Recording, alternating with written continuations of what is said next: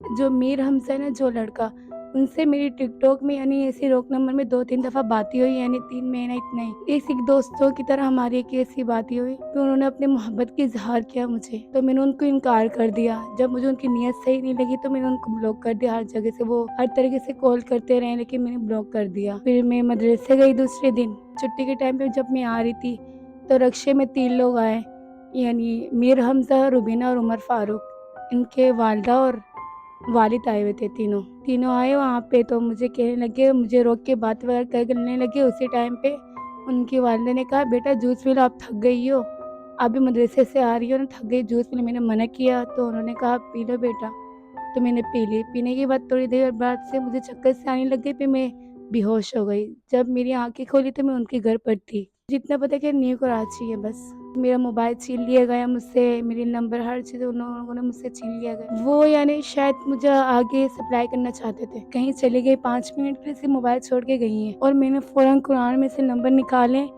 और मैंने नंबर मिलाया, तो अल्लाह का शुक्र उनका नंबर लग गया। तो मैंने उनको अपनी तकलीफ़ ज़ाहिर की, तो उन्होंने मेरे घर वालों से राब्ता की। हर जगह मार्केट वगैरह हर जगह जाता रहा मैं, कहीं मेरी बेटी आएगी इधर के लिए, लेकिन कहीं सुराग नहीं मिला। मेरी बेटी का कॉल आई है मेरी भांजी के नंबर पे, सिर्फ मुख्तसर 2 लफ्ज बताया मुझे, बोला मैं बहुत अजियत में हूँ। मैं फौरन जो है एजाज साहब के पास गया, MP एजाज साहब के पास। उन्होंने फौरन कार्रवाई अमल में लाया, थाने वाले को लिया, फिर वहाँ पे रेड लगा। कोई 29 सितंबर 2025 रात 9-10 बजे अपनी कजन को कॉल की, बच्ची ने 1.5 साल के बाद कजन को कॉल करके बताया कि भाई मैं न्यू कराची और करीब में कोई दुआ चौक इमाम बारगाह है, वहां पर कहीं मैं करीब में मौजूद हूँ और मैं बहुत तकलीफ में और अजियत पर मुब्तला हूँ और मुझे बांध के रखा गया है यहाँ पर। अगले 1 से 2 घंटे के बाद दोबारा कॉल आई, रात के कोई 12, साढ़े 12, 1 के दरमियान थी। मुझे मारा जा रहा है, मुझे पीटा जा रहा है, और मैंने बड़ी मुश्किल से दोबारा कॉल की है और पता चल गया है कि मैंने आप लोगों को इतला दी है यहाँ से, मुझे यहाँ से सुबह शिफ्ट करेंगे, तो उससे पहले अगर आप लोग कुछ कर सकते हो तो करें, वरना मिलना मुश्किल हो जाएगा। तो मैंने कहा यार ये बहुत अच्छा मौका है, इस वक्त हम कोई कार्रवाई अगर कर सके। कंसर्न DSP हैं न्यू कराची के, जहाँ की लोकेशन ये मैंने बच्ची ने बताई थी, तो उनसे मैंने राब्ता किया, तो उन्होंने बड़ा पॉजिटिव रिस्पांस दिया। तो हम 1 बजे वहां पर पहुंचे, इमाम बारगाह तक पहुंचे, पुलिस की नफरी साथ में थी। कोई सुबह 5, साढ़े 5 बजे के करीब घर मिल गया हमें, और हमने जाके पुलिस के साथ